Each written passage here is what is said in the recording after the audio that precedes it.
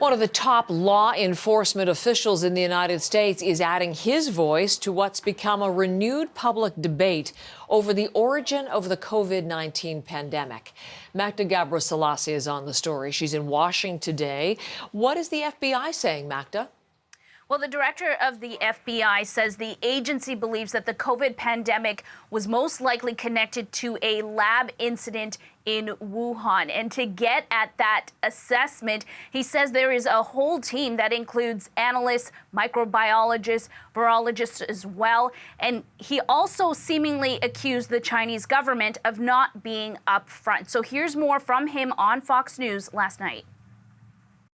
The Chinese government, seems to me, has been doing its best to try to thwart and obfuscate the work here, the work that we're doing, the work that our U.S. government and close foreign partners are doing, and that's unfortunate for everybody.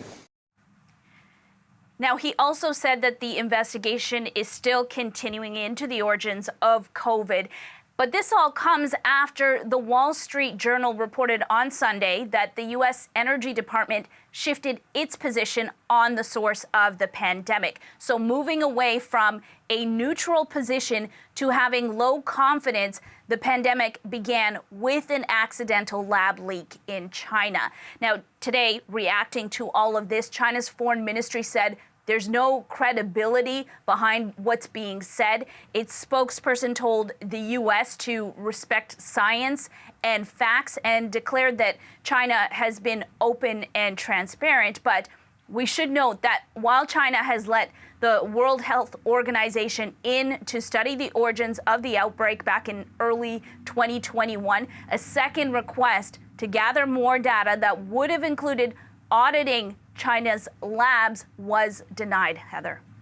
So, Magda, again, we have the FBI and the Energy Department assessing with varying degrees of confidence that a lab leak is to blame. But not every agency in the U.S. government agrees. Tell us about the other side, the other thinking. Tell us about that. Yeah, they're not all in agreement. And that is because when it comes to the origins of the pandemic, you've got two theories. The second theory is that this happened naturally, jumping from animals to humans, and that the epicenter was a seafood and animal market in Wuhan. So just last summer, there were a couple of scientific peer-reviewed studies that said the evidence found that it backed that up. So you have the lab leak theory, you have the animal to human transmission theory, and U.S. officials are not all standing to one side of this. So take a listen.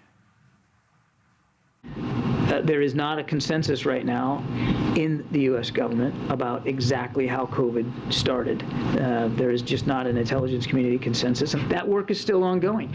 But the president believes it's really important that we continue that work and that we find out as best we can how it started. So you have parts of the government that are still taking a neutral stance. There are others leaning on one end or leaning with one theory or the other. So really, the origins of the pandemic remain murky and the debate still continues, Heather.